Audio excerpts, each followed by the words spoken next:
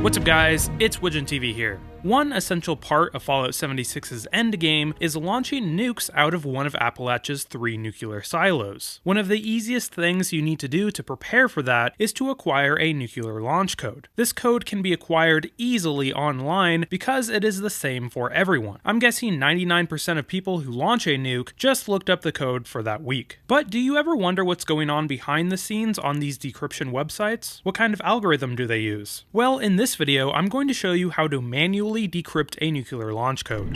Access granted. If you're coming from my I Am Become Death video, welcome, it's good to have you again. But if you haven't seen that video where I use the nuclear launch code that we are about to decipher, head over to that video after this one. A link will be in the cards above and the description below. To start off, we need to listen to the second poster in the White Springs Bunker Command Center about the launch codes. To prevent misuse of Appalachia's automated missile silos, security measures for the region's nuclear arsenal have been increased well beyond any of our existing standards. Each silo has its own 8-digit launch code, which is valid for a single week. These codes are broken into 8 individual number-letter pairs, each carried by a designated officer who is under strict orders to guard their code piece with their life. The order of numbers has been encrypted using a series of methods to prevent improper deployment.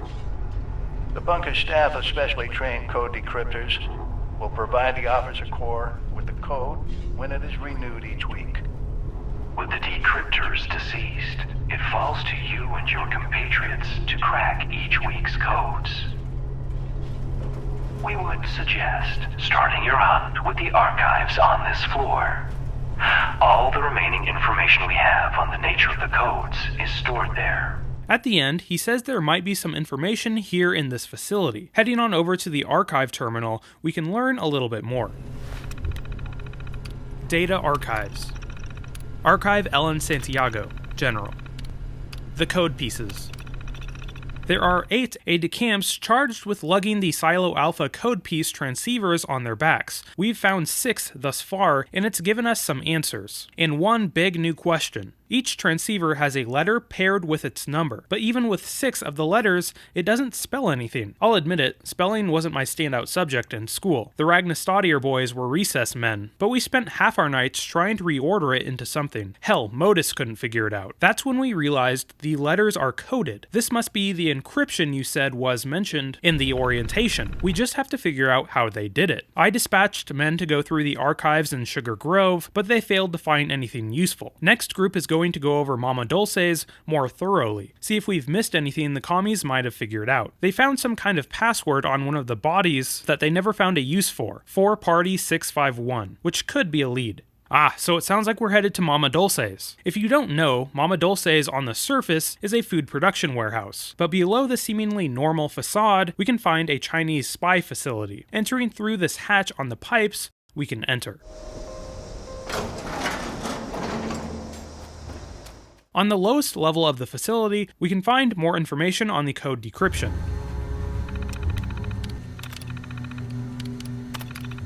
After finishing up our initial evaluations, it is our personal conclusion that the direction of Operation Trinitite should be adjusted. A contact we established among the local populace seems to indicate that the rumors that we heard were false. The whispers of Appalachian factory cities must have been referring to nearby Watauga, which does appear rife with useful technology. It is my personal suggestion that Trinitite shifts its resources over to focus on the exploration of this place for advances that might be able to serve the party's needs. But there was one item of interest that we turned up.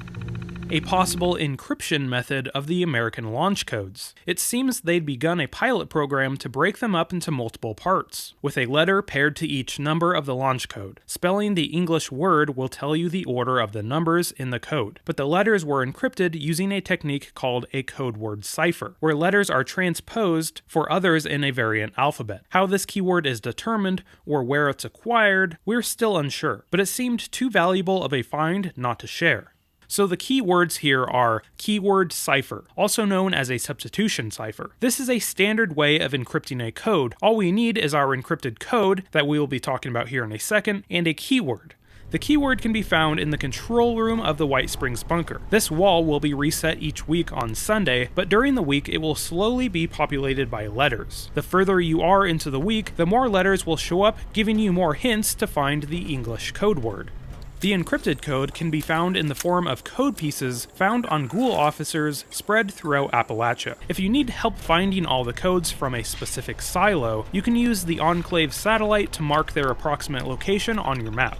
Here are the codes for Site Bravo: P2, U8, K2, E1, I6, G2, Q3, and B4.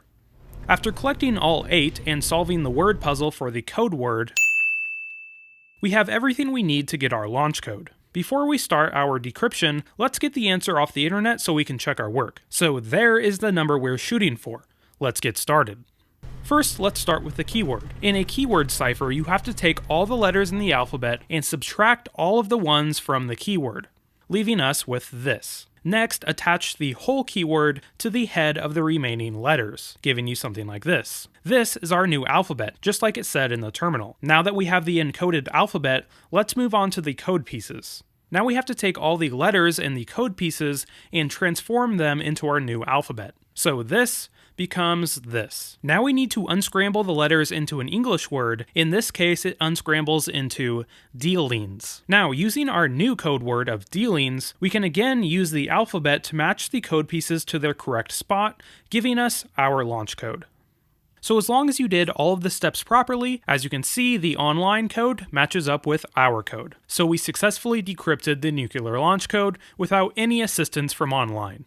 Alright, I hope everybody enjoyed the video and learned something. If you did, make sure to like and subscribe. It really helps out my channel. Also, if you've made it this far in the video, consider joining my channel's membership. You get a cool little Mothman or Flatwoods Monster symbol next to your name when you comment. And it goes a long way in supporting my channel, so thank you. Also consider following me on Twitter. It's the best place for me to keep in contact with you guys. But anyway, this has been Widgeon TV. Thanks for watching, guys.